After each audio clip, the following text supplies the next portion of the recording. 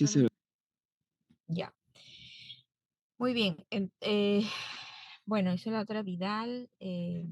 Hoy día le voy a dictar sobre lo que es el grupo de enfermedades que constituyen las insuficiencias medulares, básicamente sobre aplasia medular y neoplasias mielodisplásicas o también síndromes mielodisplásicos, ¿no? Antes denominados síndromes mielodisplásicos. Esto, espérense.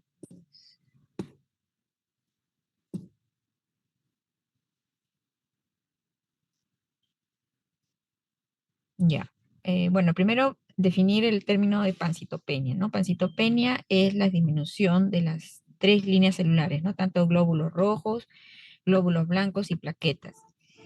Ahora, hay situaciones en que la pancitopenia se da en el contexto de una médula ósea hipocelular, ¿no? O sea, asociada a una hipocelularidad. Sin embargo, también hay pancitopenias con médulas óseas celulares o hipercelulares. En otras situaciones tenemos médulas óseas hipocelulares con o sin citopenias, ¿no? Son distintos escenarios. Ahora, con respecto a la pancitopenia con médula ósea hipocelular, típicamente acá tenemos a la anemia plástica, que puede ser adquirida o hereditaria. Algunos síndromes mielodisplásicos, SMD, las siglas, neoplasias mielodisplásicas actualmente denominados desde el 2022. Algunas leucemias aleucémicas raras, algunos linfomas. Dentro de las pancitopenias con médula ósea celular, tenemos a los síndromes mielodisplásicos, a la hemoglobina paroxística nocturna, la mielofibrosis, algunas leucemias, la mieloptisis, que es la invasión de la médula ósea por una neoplasia sólida, a los linfomas, a la leucemia de células vellosas, como ejemplos, ¿no? También pueden ser, digamos, secundarias a enfermedades sistémicas, o sea, no propias de la médula ósea, sino, por ejemplo, lupus o enfermedades de tejido conectivo, ¿no? Hiperesplenismo, también en caso, por ejemplo, de pacientes, por ejemplo, el que más vemos es la cirrosis hepática. La deficiencia de vitamina B12, o ácido fólico, también por infecciones, tenemos causas de pancitopenia, el alcoholismo, la brucelosis y otros más raros, ¿no? Tuberculosis inclusive. Entonces, ahora, hablando sobre lo que es la aplasia medular, o la anemia plástica también denominada, es la pancitopenia en el contexto de una médula ósea hipocelular. Este es un diagnóstico de exclusión, o sea, no es la primera opción realmente que uno va a pensar en un paciente que tiene una pancitopenia, por ejemplo, de que se trate de una aplasia medular, ¿no? Antes que eso tenemos que ver, como les he mencionado anteriormente, otras causas, ¿no? Es una entidad rara, ¿sí? En nuestro medio, en Latinoamérica, por ejemplo, Perú, Colombia, Brasil, son los países que tienen mayor cantidad de casuística, ¿ya? Posiblemente por las malas condiciones de vida y de trabajo que tenemos. En Europa o en Estados Unidos esto es más raro, ¿no? En algún estudio que hicieron 2 en 1 millón, ¿no? No tenemos estudios epidemiológicos grandes, pero sí, por ejemplo, en Asia también, en algunos países asiáticos también se ve una incidencia mayor. Se describe de 2 a 3 casos por millón, ¿no? 2 a 3 veces mayor en Asia o en algunos países de Latinoamérica. Hay tres picos de distribución, ¿no? Hay los niños entre 2 y 5 años, entre 10 y los 25 años y mayores de 60. La distribución es similar en ambos sexos. Como les decía, es un diagnóstico de exclusión en un contexto de una pancitopenia o en algunos casos visitopenia, ¿no? O sea, podría ser que solamente dos series estén afectadas inicialmente. Y en y todos los casos, pues, la pancitopenia o la disminución de los recuentos sería para la hemoglobina menos de 10, neutrófilos menos de 1500, plaquetas menos de 50.000. En una médula ósea hipocelular, que significa hipocelular, que es menos del 25% de la celularidad, ¿no? Ahora, ¿cuál es la causa? O sea, cómo se desarrolla esta enfermedad? Hay descritos tres mecanismos. Uno es por daño directo. que puede ser asociada a quimioterapia, radioterapia, uso de algunos tóxicos. Otro es que es inmune, ¿no? Por ejemplo, en los casos de hepatitis o timoma, y bueno, idiopática, ¿no? O sea, como un mecanismo inmune, pero no tiene asociado de fondo nada. Y el otro caso es los síndromes constitucionales, que prácticamente significan las anemias hereditarias, como la anemia Fanconi, también casos de telomeropatías, cuando hay alteración de los telómeros, mutaciones también de la línea germinal en algunos casos. ¿Ya? Entonces, algo de un estirpe, digamos, genético. Aquí tenemos un cuadrito de que salió hace unos años en el New England, ¿no? Donde están las causas. Esto, espérate, ¿cómo es el puntero? ¿No? Las causas del daño directo, ¿no? Radiación, quimioterapia, ¿no? Las causas de enfermedades inmunes o idiopáticas y las telomeropatías, alteraciones congénitas como Fanconi o mutaciones de línea germinal, ¿no? Y todas van a dar este lugar, ¿no? A una hipocelularidad de la médula ósea y una pancitopenia, ¿no? Por ejemplo, una biopsia de hueso, esta sería una de celular normal, pero cuando hay, digamos, un reemplazo de las células formadoras o las células hematopoyéticas, ¿no? Formadoras de las líneas celulares, está, digamos, la médula ósea reemplazada por las células grasas. ¿Me están escuchando? Sí, doctora, sí se escucha. Ya. Entonces estamos hablando de una celularidad baja y esto es la anemia plástica, ¿no? Y el tratamiento varía, puede variar un poco de acuerdo a la causa, ¿no? En todos los casos el trasplante es curativo. Por ejemplo, en el caso de haber sometido a quimio, radio, también puede usarse factores estimulantes hematopoyéticos. En el caso de la idiopática o la inmune, puede usarse también terapia inmunosupresora o análogo de trombopoyetina como el trombopac. En el caso de las telomeropatías, pueden usarse análogos de hormonas masculinas y bueno, también el trasplante, ¿no? Y en todos los casos, terapia de soporte, obviamente, pero no con fines curativos, sino, o sea, transfusiones, ¿no? Para evitar el fallecimiento del paciente. Ahora, dentro de las aplasias medulares habíamos dicho que hay las congénitas. Dentro de las congénitas, la más frecuente es la anemia de Fanconi, ya que no deben olvidar, que lo vemos en niños fundamentalmente, ¿no? Entre los 5 y 10 años, pero también hay pacientes que pueden ser diagnosticados en adolescentes o en etapa adulta. Es una enfermedad autosómica recesiva donde hay un defecto de la reparación del ADN y esta enfermedad predispone también a leucemia y tumores sólidos. Se asocia muchas veces al retardo de crecimiento, a defectos esqueléticos como microcefalia, ausencia del radio de la primera falange, defectos en el tracto renal, ¿no? Riñón en herradura o riñón pélvico, defectos en la piel, manchas café con leche, ¿no? Áreas de hipo o hiperpigmentación y puede haber también retardo mental, ¿no? Pero no en todos los pacientes existe el fenotipo, o sea, a uno ve un paciente que tiene un fenotipo sugestivo de Fanconi puede sospechar, ¿no? Pero a veces no tiene, y igual cuando uno hace los exámenes sale que tiene Fanconi. El diagnóstico, clásicamente, bueno, hasta el momento nosotros hacemos el diagnóstico con el test del epoxibutano, que es una prueba genética donde se va a observar incremento de quiebres cromosómicos cuando se expone esta sustancia, ¿no? Y se hace en estudio de sangre periférica, ¿no? No es un estudio de médula ósea, es un estudio de sangre periférica y lo hacen pues en los laboratorios de genética.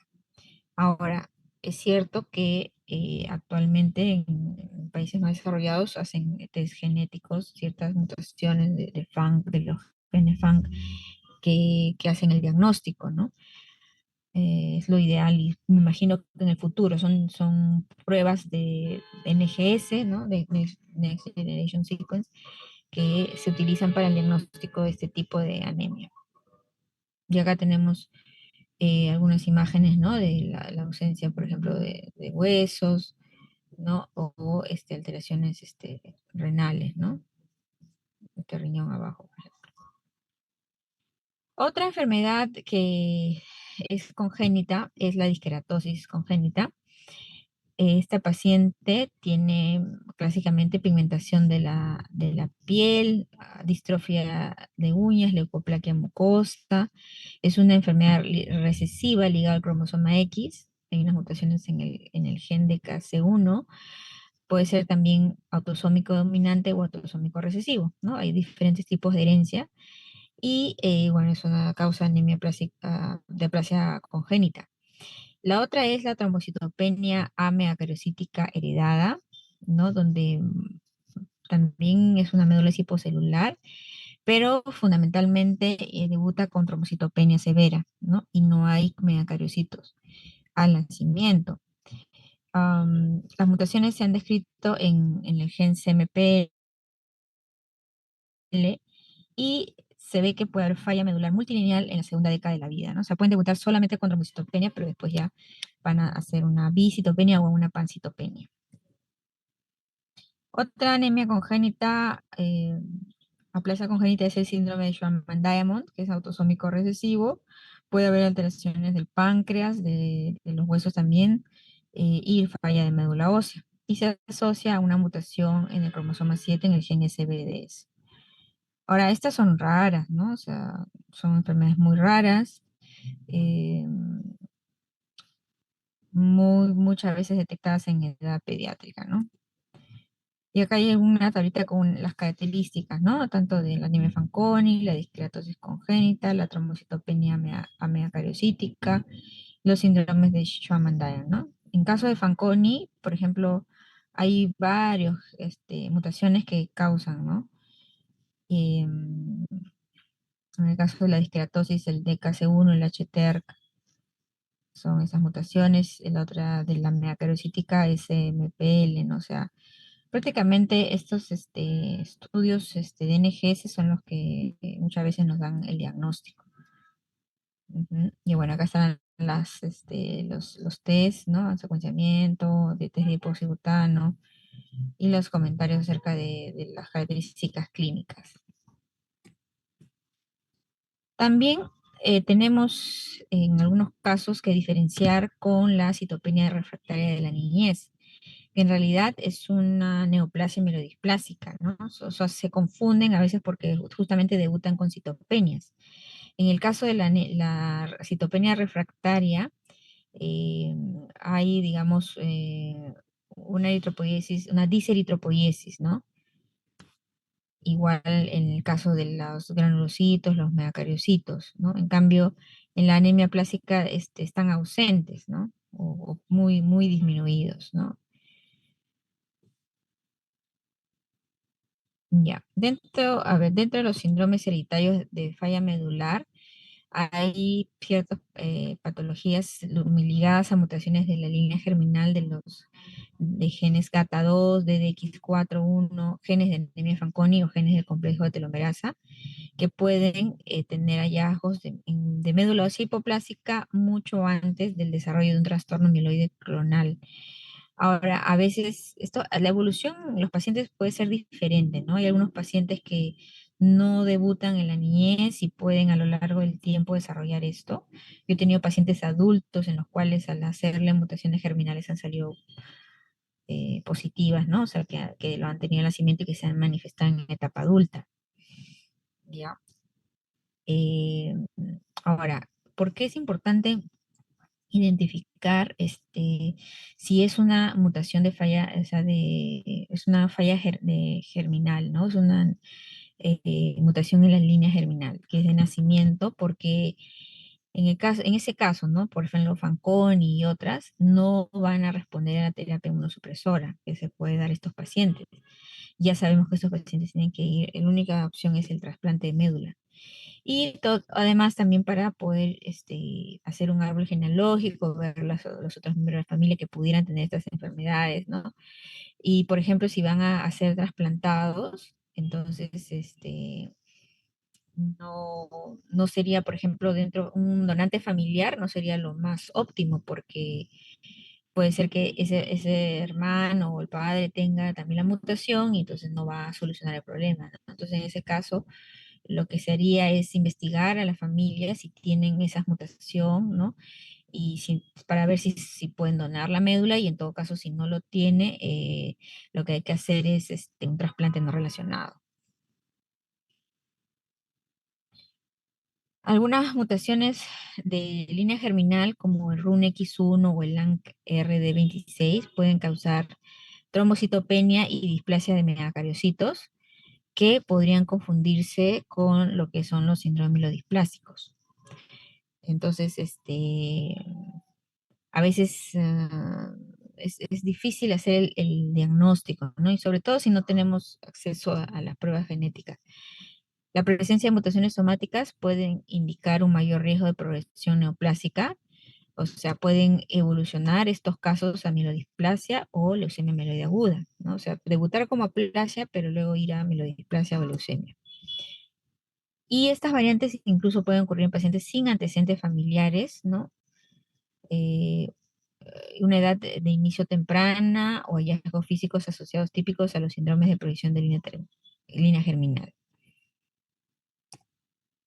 Se recomiendan pruebas en tejido no hematopoyético en los casos que se sospecha de una variante de la línea germinal, ¿no? Porque para poder ser detectados, ¿no? Se usan, por ejemplo, en cabello, ¿no?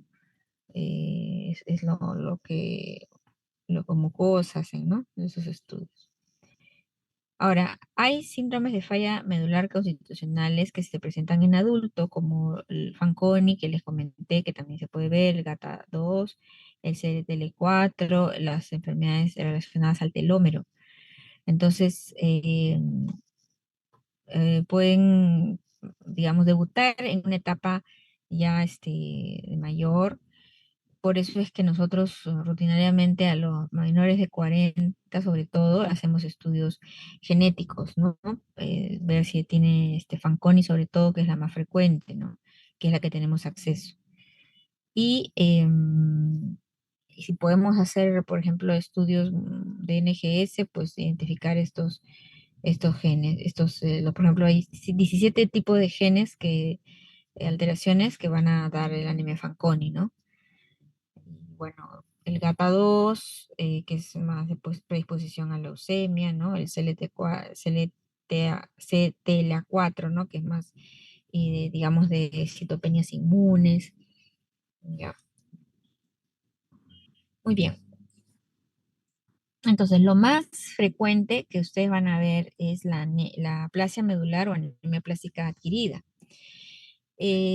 Clásicamente, esta enfermedad se ha asociado a exposición previa de agentes tóxicos, ¿no? Como derivados del benceno, ¿no? El petróleo, insecticidas, citotóxicos, radiación previa, ¿no? Años antes, ¿no? Por ejemplo. O drogas como que están descritas como el clorafenicol, algunos AINES, sales de oro, antitiroideos, sulfas, ¿no? Acetropina, por ejemplo, hemos visto casos. Enfermedades infecciosas como hepatitis no A, no B, no C, VIH también hemos visto en VIH, otras enfermedades autoinmunes, gestación, entre otros, ¿no? Esto a propósito de un caso que hemos visto. Entonces, si es una anemia plástica secundaria, ¿no? Por ejemplo, a radiación, a drogas, eh, a virus, ¿no? Parvovirus también, Epstein-Barr, a enfermedades inmunes como la fascitis eosinofílica, por ejemplo, el timoma, o también por embolia parasítica nocturna, ¿no? Eso. Pero la anemia plástica idiopática es cuando no encontramos ninguna causa. O sea, le investigamos todo y no nos da nada, entonces simplemente la catalogamos como idiopática, ¿no? Lo que hay es un daño de las células madre hematopoyéticas, ¿no?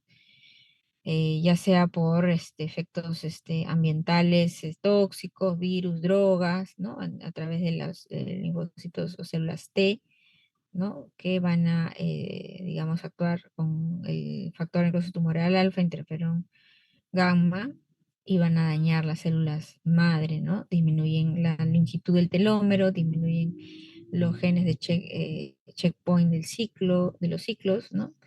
Y van a aumentar la apoptosis, disminuir la proliferación y diferenciación de las células y la falla de médula ósea, ¿no? Entonces, lo que hay es una inmunosupresión, disminución de la función de células mesenquimales, disminución de la NK y disminución de la función de las células T reguladoras. Ahora, la destrucción de las células progenitoras hematopoyéticas está mediada por inmunidad, ¿no? Que desempeña un papel central. Hay una disregulación de las células T, la CD8, la CD4, incluyendo las TH1, TH2, células T reguladoras, células TH17, NK, células TNK. Hay una producción anormal de citoquinas, incluyendo tanto el interferón gamma, factor de necrosis tumoral alfa y el factor de crecimiento transformante beta. Ahora, también hemos visto casos de pacientes con telomeropatías, ¿no? Los telómeros o la enfermedad de los telómeros son relacionadas con la edad, ¿no? A través que a medida que pasa la edad hay un acortamiento de los telómeros, ¿no? En un paciente joven, digamos, el telómero es más grande, luego va disminuyendo, ¿no? Y esto da predisposición a cáncer, ¿no? Entonces está viendo de medicamentos, por ejemplo, que actúan a nivel de estas telomeropatías, ¿no?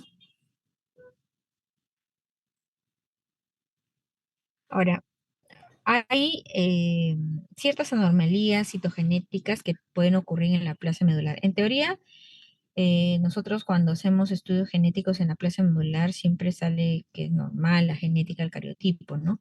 Pero podría presentarse, por ejemplo, alteraciones de la tipo monosomía del 7, de lesión del 7, trisomía del 8, de lesión del 13, trisomía del 6, trisomía del 15, ¿no? Que son de baja incidencia, ¿ya? Pero, por ejemplo, en el caso de haber una monosomía del 7 o de lesión del 7q, estos pacientes tienen un riesgo más alto para progresar a amiloidisplasia o leucemia amiloide aguda, ¿no? En cambio, la trisomía del 8, por ejemplo, da un buen pronóstico para respuesta a terapia inmunosupresora, ¿no? También la de lesión del 13q, también la anomalía 6p-UPD, ¿no? Bueno, que pocas veces la encontramos. Ahora, hay otros genes que están también frecuentemente mutados en aplasia, como es el BCOR o BCORL, que está entre un 4 o 9%, y estos pacientes tienen una posibilidad de respuesta mayor a la terapia inmunosupresora. Hay otro gen que es el gen PIGA, que esto se relaciona a clona de hemoglobina peroxítica nocturna, que está entre un 7,5 y 40%, y que también puede predecir una respuesta favorable a la inmunosupresión, ¿ya? En cambio, por ejemplo, si tuviéramos RUNX1, es una pobre respuesta a la inmunosupresión, así como el JAK2, JAK3, ¿no? Como el DNMT3A o como el ACLX1, ¿no?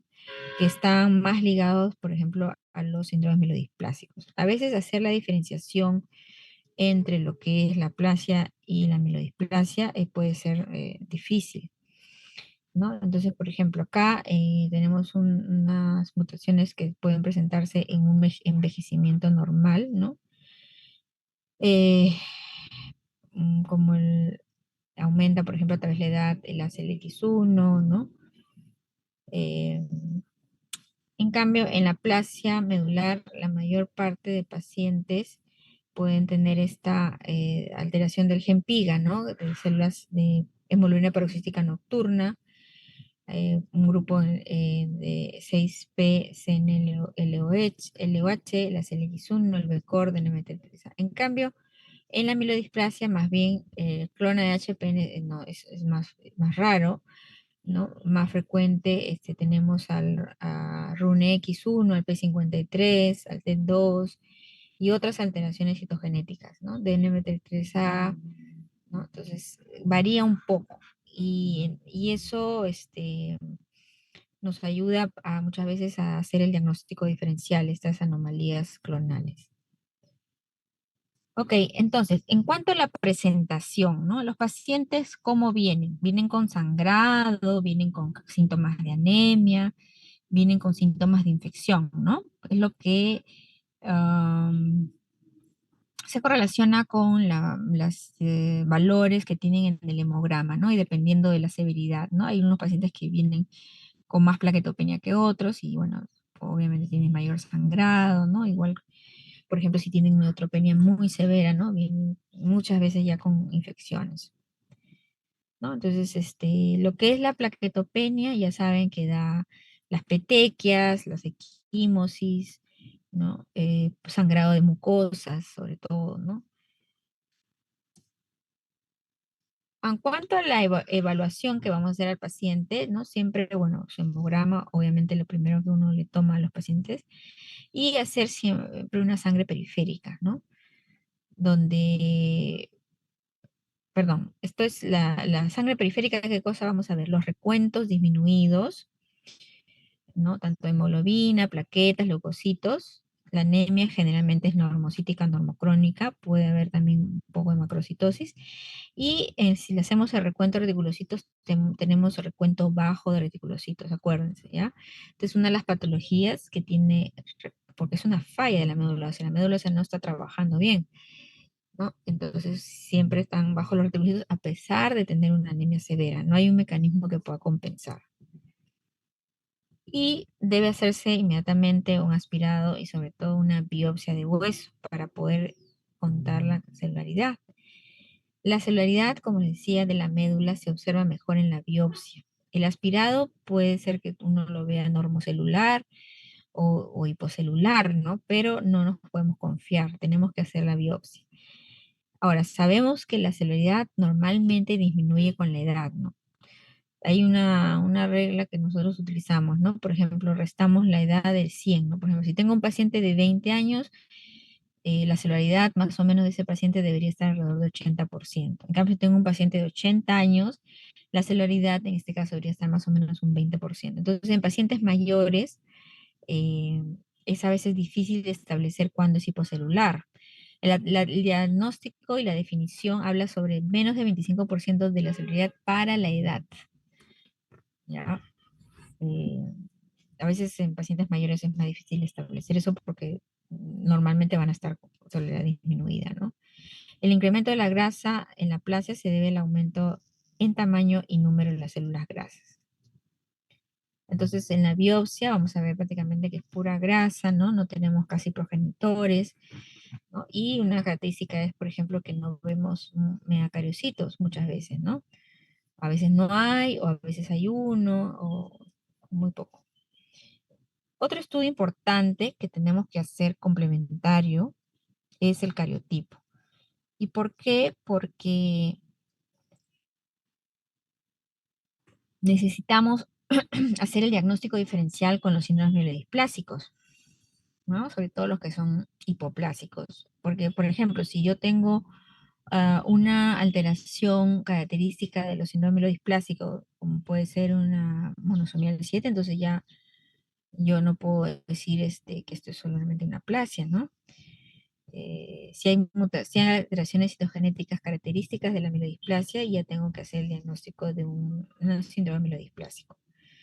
El inmunofenotipo hacemos básicamente para descartar presencia de clona de hemoglobina peroxística nocturna, que nos ayuda un poco a confirmar el diagnóstico porque las aplasias generalmente, bueno, si nosotros no encontramos una clona de HPN en el paciente, podríamos decir, bueno, y si es una mutación de línea germinal o si es, ¿no? Pero en cambio, si ya no sale que es positivo para clon HPN, definitivamente estamos frente a un paciente de anemia plástica adquirida. Y como le decía, en pacientes menores de 40, siempre hacer el test de dipoxibutano para descarte de Fanconi. Este es un cuadrito que siempre me gusta enseñar para que tengan la idea de que esta enfermedad de aplasia medular digamos, tiene varias presentaciones, ¿no? Por ejemplo, si yo tengo un paciente que tiene algunos signos de displasia y es una médula hipocelular, yo puedo estar catalogando a un paciente con un síndrome mielodisplásico hipoplásico, ¿no? O sea, tiene parte de aplasia, parte de mielodisplasia, ¿no? Y la mielodisplasia, en algunos casos, va a ir a fase de leucemia aguda, ¿no? Por eso estas enfermedades se relacionan. Igual como la hemoglobina paroxística nocturna. Hay pacientes que tienen aplasia y a su vez tienen hemoglobina paroxística nocturna. Hay otros que tienen solo hemoglobina paroxística nocturna. Igual hay unos pacientes con anemia plástica que tienen telomeropatías o que tienen mutaciones de línea germinal, como el GATA2, etcétera. Entonces, estos, estas enfermedades a veces se confunde, a veces puede ser difícil el diagnóstico y a veces se combinan o pasan de una enfermedad a otra. En cuanto al algoritmo diagnóstico, nosotros tenemos el paciente que acude, ¿no? Con signos y síntomas de pancitopenia. Entonces tenemos que proceder a hacerle un aspirado y una biopsia de hueso. En la biopsia de hueso vamos a excluir también que se trate, por ejemplo, de una mielodisplasia, una leucemia, una mieloptisis, que tenga fibrosis, ¿no? Aquí para ver qué cosa tenemos. En el aspirado, aparte de ver la morfología o la citología, para ver si hay blastos o no, o qué tipo de células, también hacemos el estudio citogenético y en los casos dispongamos de FISH, por ejemplo, podemos hacer el FISH y identificar anomalías cromosómicas. Luego hacer de todas maneras una sangre periférica para hacer un recuento de neutrófilos, hacer un test de dipoxibutano para excluir Fanconi, hacer una citometría de flujo para descarte de clona de HPN, ¿no? El GPI. Eh, También hacer estudio de enfermedades inmunológicas y si contamos con hacer la medición de los telómeros, lo podemos hacer. Acá en nuestro medio no tenemos todavía eso. En Latinoamérica sé que en Brasil están haciendo estudios de telómeros, pero ojalá que en el futuro podamos tener. Entonces, una vez que hacemos estos exámenes, si determinamos que tiene un paciente anemia plástica adquirida, si es un paciente trasplantable, lo primero que tendríamos que hacer es un estudio de HLA con sus hermanos, ¿no? Con sus hermanos de padre y madre. Y dependiendo de eso, ¿no? Si va a trasplante, es porque, bueno, si tiene donante va a trasplante, si no, va a una terapia inmunosupresora, que es la globulina titimocítica, en primera línea la de caballo, asociada a ciclosporina, ¿no? Y bueno, también se pueden usar andrógenos, ¿no? Tipo danazol, ¿no? Bueno, factores estimulantes es controversial. Ahora, con respecto a la clasificación de la severidad, seguimos usando los criterios de Camita, ¿no? La anemia plástica severa tiene severidad menos de 25%, valores bajos de al menos 2 de las 3 series, neutrófilos menos de 500, plaquetas menos de 20.000 y reticulocitos menos de 20.000 en recuento manual y 60.000 en recuento de máquina, equipo automatizado. Y en el muy severa es todo lo anterior más neutrófilos menos de 200. Entonces, si nosotros tenemos un paciente con neutrófilos menos de 200, ya estamos hablando que cumple con los criterios anteriores, ¿no? Estamos hablando de una anemia plástica muy severa. Y estos casos son los que peor van, los que se infectan más rápidamente, los que tienen muy alto riesgo de mortalidad, inclusive sin necesidad de recibir ninguna terapia. O sea, ahí nomás. Ni tiempo da para darle tratamiento. ¿Cómo se pasa esto?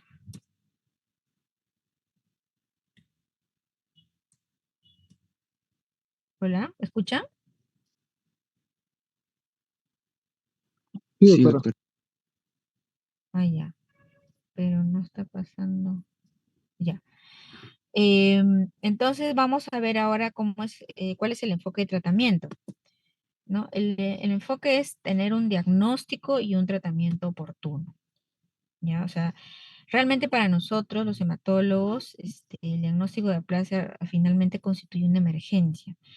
¿Por qué? Porque si un paciente, por ejemplo, ya tiene esa sospecha, si uno se demora en que mientras que lo refiere, mientras que le hace el estudio, mientras que sale el resultado, entonces va pasando los días, las semanas y a veces hasta los meses y no tiene un tratamiento. Y cada vez que se transfunde el paciente, empeora su pronóstico y también tiene un alto riesgo de mortalidad, ¿no? Sobre todo los pacientes que son neutropénicos muy severos. Tenemos varios pacientes que no se nos han muerto antes de darles nada, porque la enfermedad, pues, básicamente fallecen de infecciones, ¿no? Porque uno, por ejemplo, si le ve que está con anemia, las plaquetas le bajaron, le transfunde y ya está.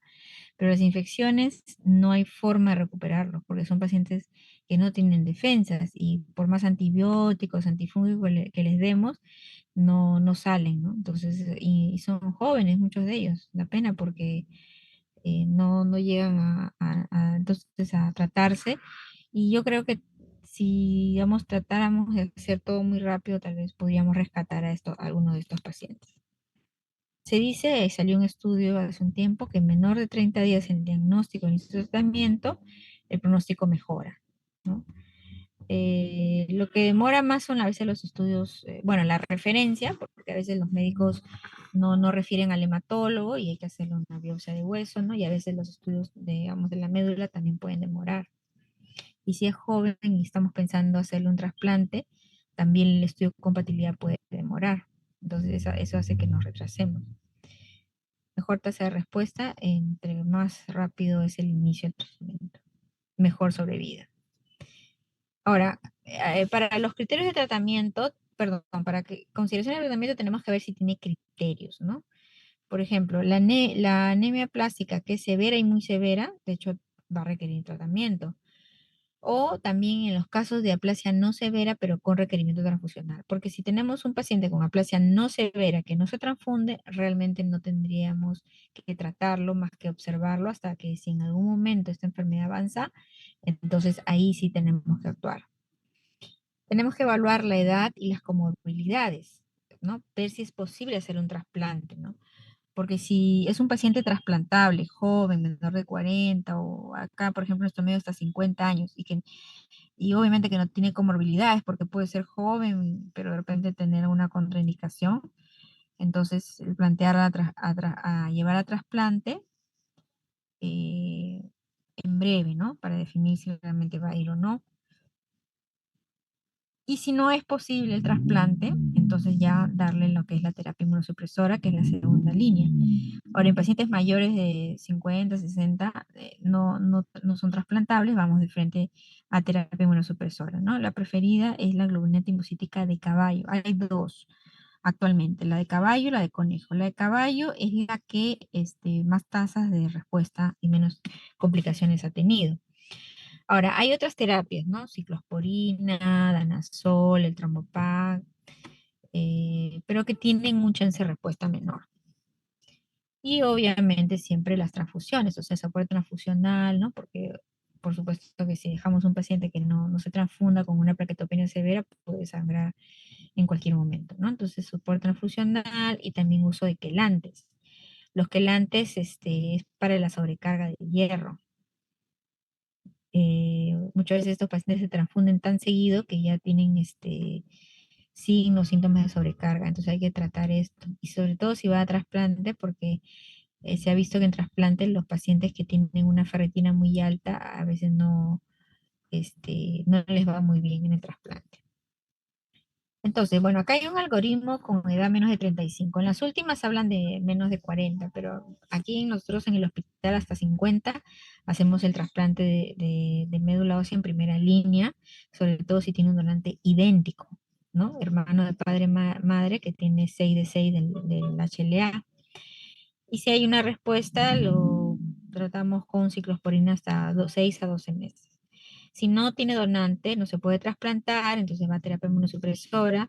Nosotros, si no hay respuesta, podemos seguir un segundo curso de terapia inmunosupresora o ya ver otras alternativas, como el trasplante, puede ser, o factores estimulantes, andrógenos, o un trasplante no relacionado, ¿no? Nosotros en aplasia, el ideal es hacerle un trasplante de donante idéntico. Si no, podríamos hacer, para hacerlo rápido, acá en nuestro medio, hacer un haploidéntico.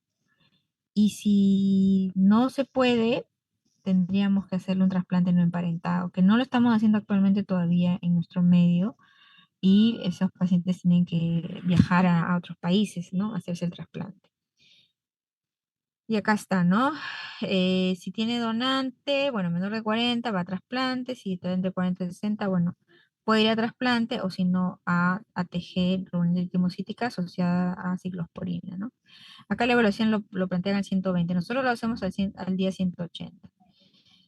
Hay un trabajo de este Blot 2017 que propone que tal vez los pacientes menores de 20 pueden ir a trasplante no relacionado en primera línea, pero eso lo están haciendo en países desarrollados que tienen acceso. Nosotros hasta el momento no lo podemos hacer porque no tenemos la logística para ello, ¿no? Entonces estos pacientes todavía siguen yendo a globulina titimocítica, ¿no? Y recién si no responden a esto, entonces ya van a otro trasplante alterno que no es el idéntico, que puede ser en lo relacionado. Ahora, darle un segundo curso de ATG en un paciente que no ha respondido, puede ser discutible, pero podría darse, en todo caso cambiar la globulina, si se le dio de caballo, darle de conejo o viceversa, ¿no? Y otras opciones como el trombopag, el danazol. Ahora, en cuanto al trasplante, ¿no? El trasplante, el que se utiliza, pues, como le digo, es el trasplante de hermano o hermana 100% compatible. Se llama trasplante halogénico emparentado, idéntico. Es la elección en pacientes jóvenes y con alta tasa de curación, 70-90%. ¿Ya? O sea que es bien, el pronóstico es muy bueno. O sea, dentro de los pacientes que se someten a trasplante, por lo menos acá, el que mejor no va es enaplasia, ¿no? Porque pacientes salen bien. El acondicionamiento se hace con ciclofosfamida en altas dosis asociado a globulina titimocítica de conejo y con una profilaxis de parenfermedad de injerto contra huésped de metotrexate con ciclosporina. La fuente ideal se describe que es la médula ósea, ¿no? Porque en teoría provocaría menos enfermedad de injerto contra huésped, pero actualmente en la mayoría de centros, y acá nosotros también usamos sangre periférica, ¿no? Que ha demostrado que tiene similares resultados eh, en Latinoamérica, ¿no? Mejor pronóstico es si el paciente se trasplanta rápido, menor tiempo entre el diagnóstico y el trasplante y en pacientes más jóvenes. Los trasplantes no relacionados, si lo tenemos a disposición rápidamente en menores de 18 años, se postula que podría hacerse en primera línea, ¿no? Que ha tenido una solidez similar, digamos, al relacionado y con un poco más de age. El trasplante de haploidéntico en China, por ejemplo, es la primera línea si no hay donante idéntico. Y en Europa es la segunda línea, ¿no? Entonces, hay una tendencia a que se haga más tempranamente los trasplantes como terapia curativa y sobre todo con los avances de trasplante, las menores complicaciones o el mejor manejo de complicaciones del haplo idéntico podría ser que ya pase como que todo paciente que sea trasplantable pasa, ya sea a un perdón, a un halo idéntico o un haplo, que no es idéntico, pero este, que sería la mejor alternativa para esos pacientes. Muy bien. ¿Cómo vamos hasta ahí?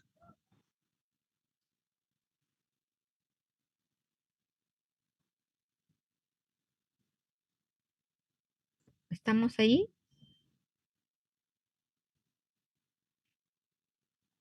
¿Hola? Sí, doctora, todo bien. ¿Sí estamos? Ya. Ok, me van avisando porque a veces se desconecta y de repente yo estoy hablando sola.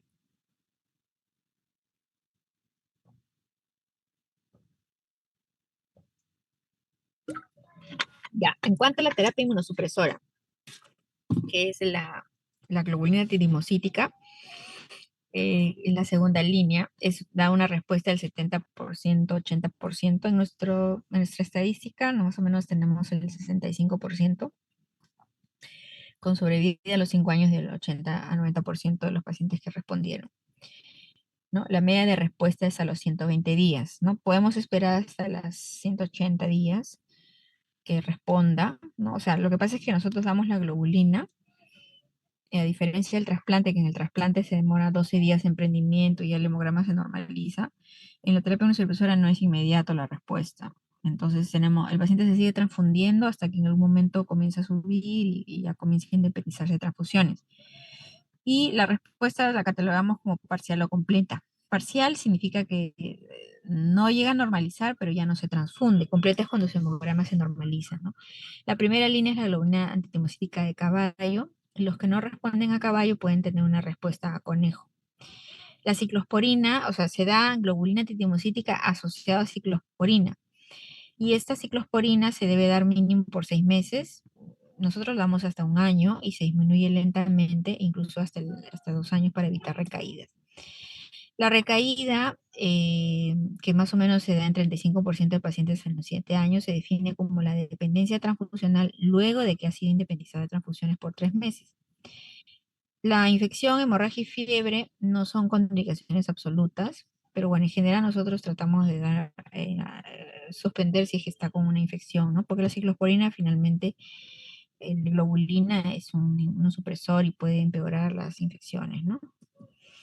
El uso de filgastrin no no ha demostrado que mejore la sobrevida y más bien podría aumentar el riesgo de desórdenes clonales. En realidad no funciona, ¿no? Porque no tenemos células progenitoras. Entonces, en aplasia no funciona el filgastrin, ¿no? No pueden tener ahí 10 neutrófilos, le dan 2 semanas de filgastrin y no pasa nada, ¿no? Entonces, no funciona. Entonces, la respuesta completa cuando la hemoglobina normaliza, neutrófilos más de 1500, plaquetas más de 150.000. La respuesta parcial es independencia de transfusiones, pero que no normaliza el hemograma. Y bueno, la no respuesta es cuando se sigue transfundiendo.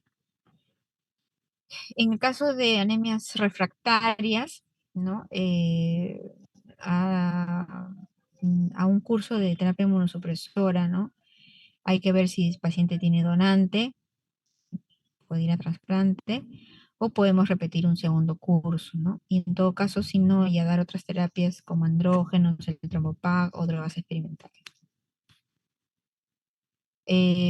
Acá este autor, en el Blood Advances del 2018, postula, ¿no? Que ante el diagnóstico de aplasia se haga estudio HLA y si es una anemia básica severa, se haga el trasplante en todo paciente, ¿no? Solamente, o sea, que eso sea la primera instancia, ¿no? Por ejemplo, HLA idéntico, eh, si es mayor de 50, reducir la dosis de acondicionamiento, pero igual meterlo a trasplante, ¿no? Si es no relacionado 10 de 10, HLA 10 de 10, también si está o sea, si es que lo disponemos en un lapso de 4 a 6 semanas como máximo. Lo otro es haploidéntico, también si es que no tiene nada idéntico. Y bueno, y en último caso ya la terapia inmunosupresora asociada a ciclosporina y también el trombopag, que los últimos estudios de la terapia inmunosupresora están haciendo asociados al trombopag, o sea, globulina antitimocítica, ciclosporina y el trombopag. Y eso ha demostrado una respuesta mayor, ¿ya? En pacientes que ya no son candidatos a trasplante, ¿no? Porque o no tienen donante o no se quieren trasplantar. Este es el estudio que salió en el New England en el año 2018, donde utilizaron la terapia inmunosupresora asociada al trombopag y vieron una respuesta inclusive hasta de 90%. Ya, bueno, este es el algoritmo que más o menos utilizaron. El trombopag es un análogo de trombopoyetina, ¿no? Que estimula la formación de las stem cells a nivel alto, y por eso no solamente estimula las células que derivan de las plaquetas, sino también los glóbulos rojos y los glóbulos blancos a través de las JAK-STAT, de las JAK2 y las STAT. Esto se vio por primera vez en el año 2012, ¿no? Intentaron usar el trombopag en anemia plástica. Acá hay un cuadro donde ven pues que incrementaba tanto las plaquetas, los glóbulos rojos y los glóbulos blancos, ¿no? Algunos mejoraron independientemente, pero por ejemplo aquí seis pacientes al inicio, que fue los primeros pacientes que utilizaron, veían que mejoraban las 3 líneas celulares, ¿no? Entonces esto ha sido ya a nivel mundial. Nosotros no tenemos autorizado el trombopag en primera línea, en Perú. No sé, creo que en Brasil sí ya lo tienen, pero también a veces es difícil conseguir porque es un poco caro. Y el Trampopac se da durante los 6 primeros meses, ya, asociado a ciclosporina y bueno, a la globulina, ¿no? En el seguimiento de los pacientes que reciben estos tratamientos, ¿no? Se puede hacer, aparte del hemograma, citogenética, aspirado, biopsia, sobre todo para ver si esta enfermedad puede variar. Como yo les había mencionado, hay un grupo de pacientes que pueden virar amilodisplasia, leucemia o HPN. Se ha visto que hay un riesgo de enfermedad clonal de entre 5 a 10% para SMD y leucemia amiloide aguda y 10 a 15% para HPN.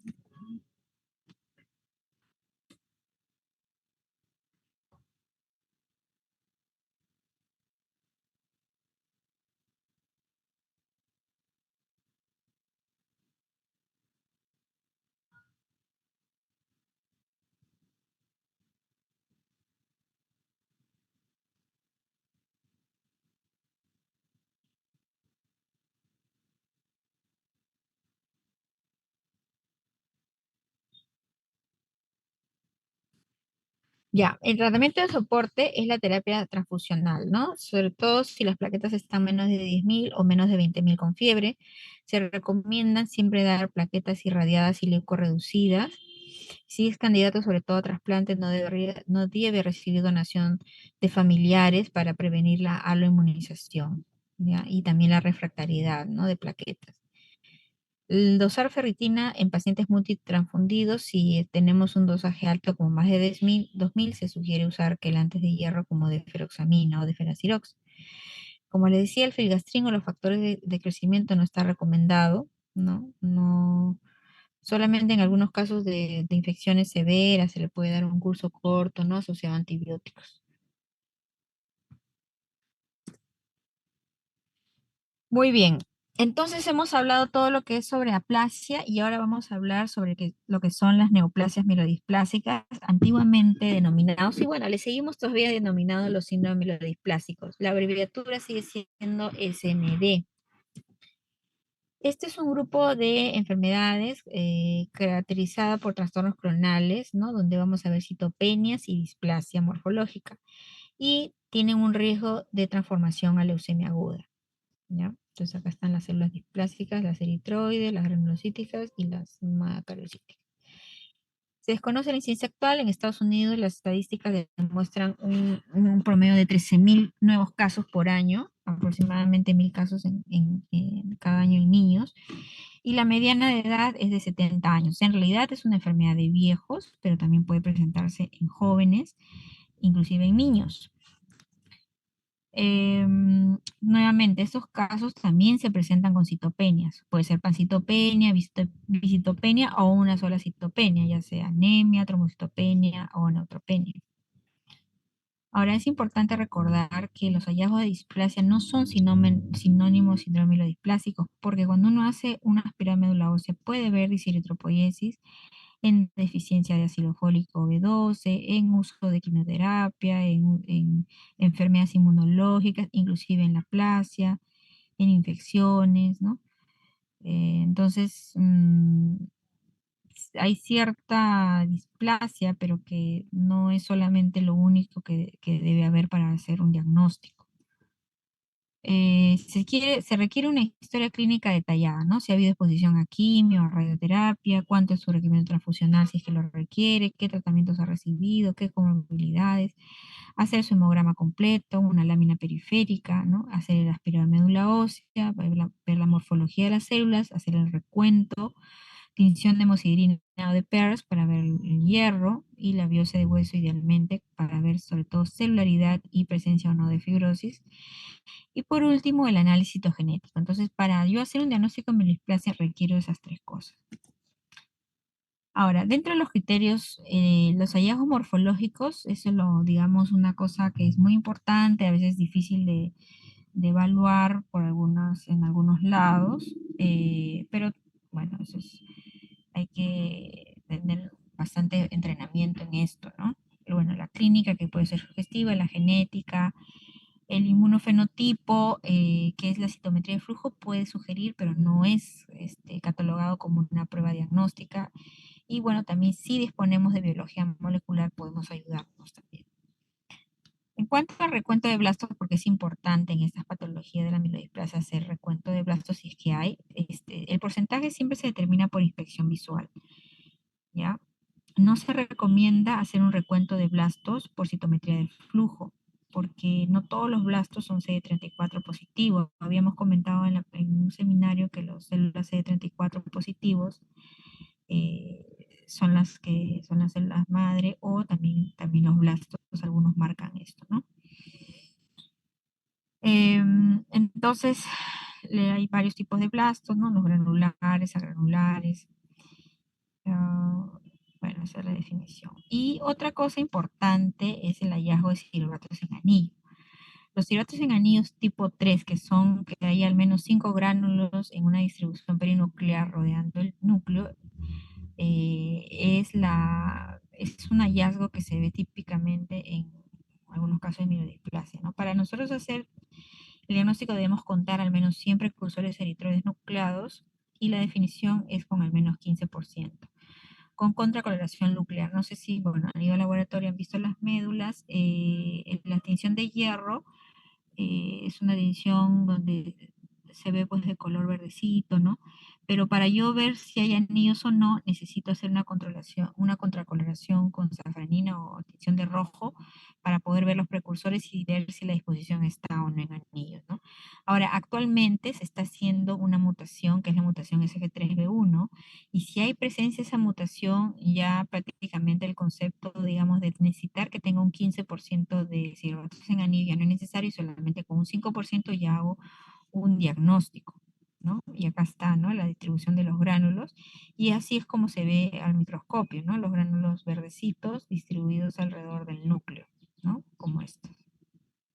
Esos son los cirobatos en anillo, ¿no? Acá también se ve, aquí, ¿no? Miren todos estos de acá, ¿no? Cirobatos en anillo. Ahora, la displasia eritroide tiene varias formas, ¿no? Cambios megaloblásticos, multinuclearidad, lobulación nuclear, contornos irregulares nucleares, pignosis, ¿no? Puentes internucleares, cardiorrexis, inclusiones citoplasmáticas o gránulos, punteado basófilo, vacuolización citoplasmática, el citoplasma fraying o de desvanecimiento citoplasmático, que hemoglobinación incompleta, cirotos en anillo, positividad al paso. Entonces, este es el citoplasma fraying, donde el citoplasma de estos eritroblastos está como desapareciendo, ¿no? Entonces es la poca hemoglobinización, ¿no? Alteraciones nucleares, miren como estas de acá, puentes internucleares, acá tenemos varios núcleos, ¿no? La displasia granulocítica puede haber incremento de blastos, presencia de cuerpos de Auer, ¿no? Asincronismo núcleo-citoplasma, formas nucleares anormales, hiposegmentación, extrusiones nucleares, presencia de Pseudoperger-Hewitt, que vamos a ver en la figura, hipogranularidad o más bien hipergranularidad también, ¿no? Acá están, por ejemplo, los cuerpos de Auer, ¿no? En el citoplasma, acá también, estos son blastos, ¿no? Aquí tenemos el Pseudoperger-Hewitt, ¿no? Que son estos dos núcleos ahí unidos por un palito acá. La hipogranularidad, ¿no? En el citoplasma, o la hiposegmentación, también cuando no hay una buena segmentación, ¿no? Esto debería estar segmentado y no tiene nada, está redondo, no están los núcleos segmentados típicos de los neutrófilos. Y tenemos también la displasia megacariocítica, ¿no? Presencia de micromegacariocitos, formas binucleadas, megacariocitos con núcleos múltiples separados, los monolobulados, ¿no? Para la displasia se postula que hay muchos autores que dicen que se deberían por lo menos contar 30 megacariocitos. Y bueno, si bien es cierto, el diagnóstico de displasia es con 10% o más de displasia en megas, algunos autores sugieren que por lo menos debería tener 20 o 25% para catalogar como mielodisplasia, porque los megas son unas células más, digamos, menos frecuentes en la médula ósea, ¿no? Y acá están, ¿no? Los micromegacarocitos bilobulados, ¿no? Acá los monolobulados, ¿no? Acá hay otro micromegacariocito, núcleos separados también, que no es Listo. ¿No? Entonces, los criterios mínimos tiene que haber al menos una citopenia que esté durando más de 4 meses, con valores menores, con anemia, ¿no? Hemoglobina menos de 11, neutrófilos menos de 1800, plaquetas menos de 100.000, exclusión de otras enfermedades. Los criterios decisivos son displasia en al menos 10% de las células a menos de una línea. Puede haber displasia eritroide, catalogada como también presencia de silbatos en anillo, ¿no? Mayor a 5% si es que hay mutación SF3B1 o más de 15% si es que si no tenemos la mutación. También displasia granulocítica o megacariocítica, el porcentaje de blastos en el aspirado que debe ser como máximo hasta 19%, porque si ya tiene 20% ya estamos hablando de otro diagnóstico que es leucemia aguda. Anomalías cromosómicas recurrentes características, ¿no? En tipo convencional o FISH, si es que tuviéramos a la mano, ¿no? Y los cocriterios son la citometría de flujo, datos moleculares, mutaciones, hallazgos en las en la biopsia de hueso.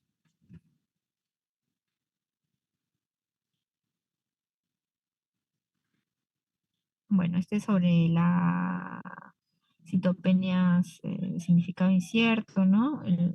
Cómo se diferencia, porque, digamos, antes de que llegue la fase de mielodisplasia, hay, digamos, otras, solamente anormalidades clonales o a veces citopenias que no tienen signos de displasia, que pueden preceder a lo que finalmente es el síndrome de mielodisplasia, donde sí tiene que haber la mutación, el cariotipo, la displasia y la citopenia, ¿no? Las anormalidades cromosómicas recurrentes presuntivas de mielodisplasia están acá, ¿no? Monosomía del 7 de lesión del 7q, monosomía del 5 de lesión del 5q, inversión del 17q o translocación 17p, de lesión del 13q o monosomía del 13, de lesión del 11q, de lesión del 12 o translocación del 12p, de lesión del 9q, bueno, alteración del cromosoma 13, ¿no? Esas son de las imbalanceadas y las balanceadas, translocación 11-16, 3-21, 1-3, 2-11. Bueno, yo tampoco no me recuerdo, tengo que mirar la tabla cada vez que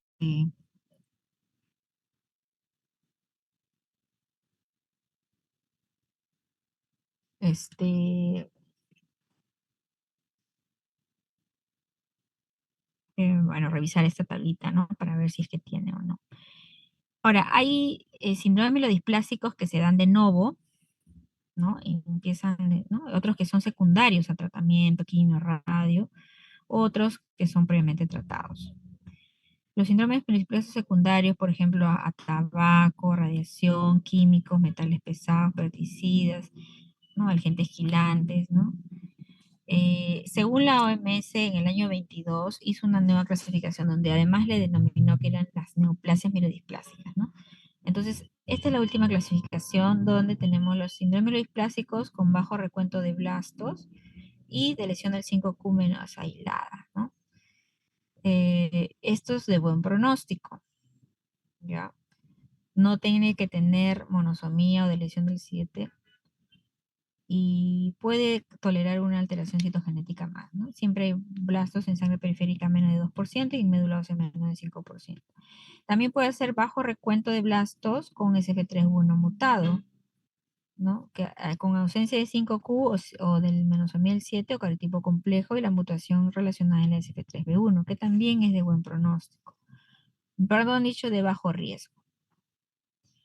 Y la mielodisplasia con inactivación virálica del P53, ¿no? Que tienen menos de 20% de blastos ya sea en sangre periférica o médula ósea, generalmente asociado a cariotipo complejo, y en este caso sí el riesgo es más alto, ¿no? Es riesgo alto.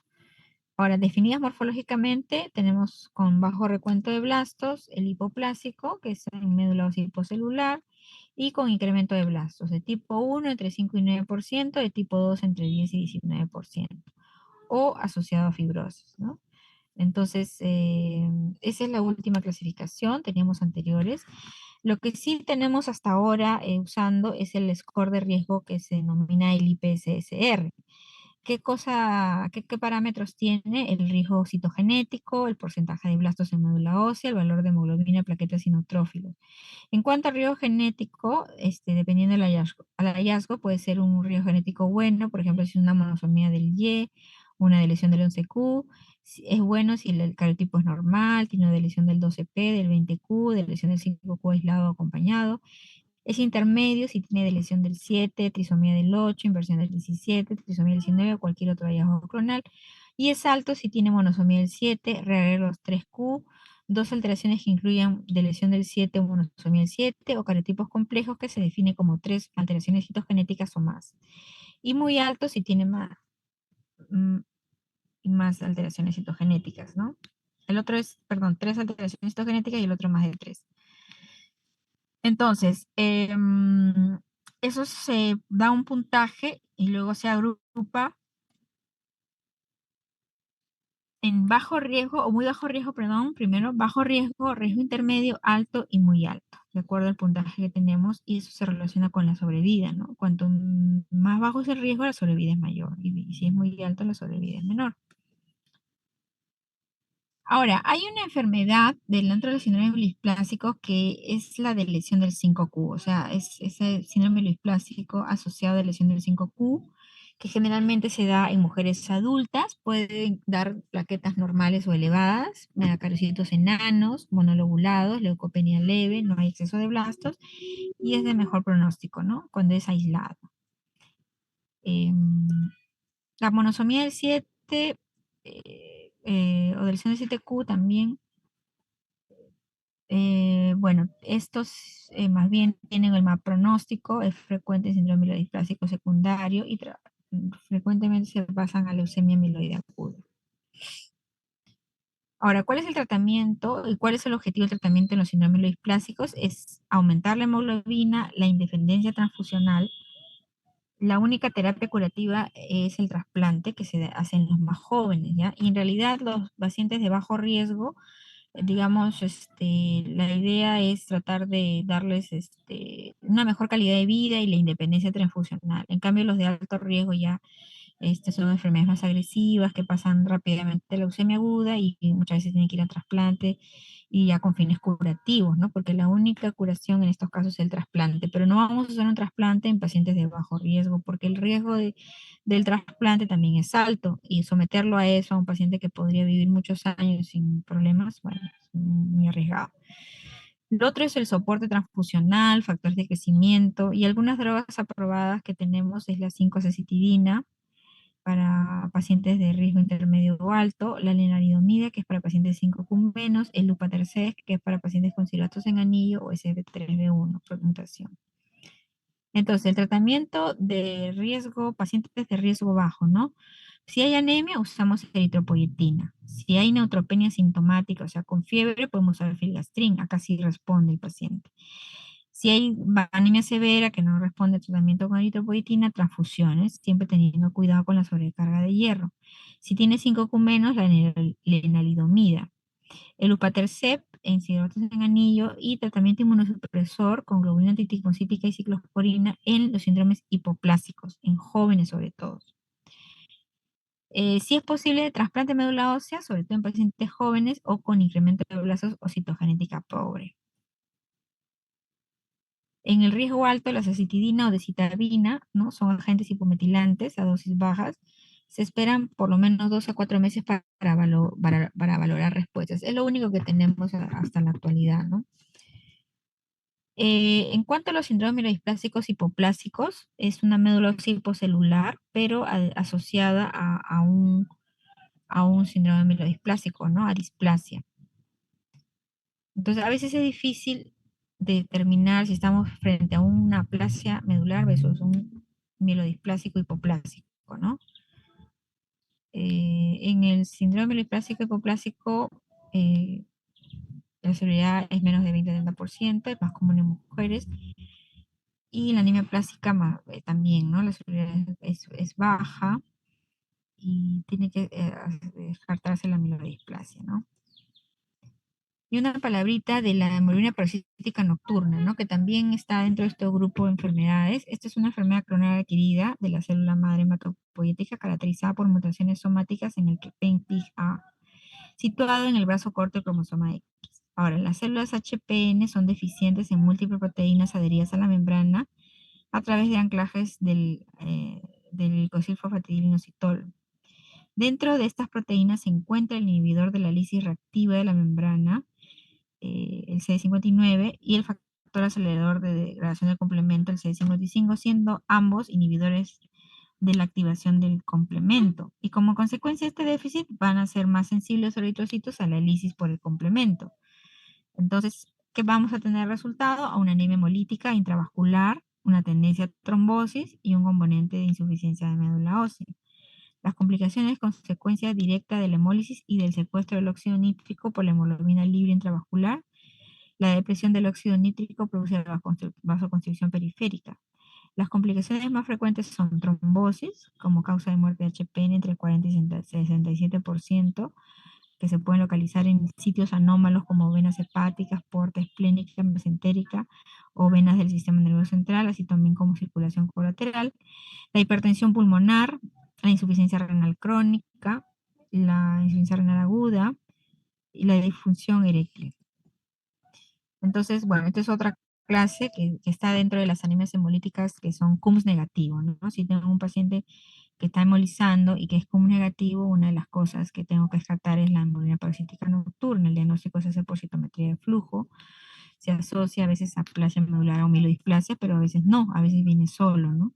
Y siempre también, si tenemos una trombosis en un sitio inusual asociado a hemólisis, también habría que descartar esta enfermedad, ¿no? Y el descarte, como le digo, es con citometría de flujo.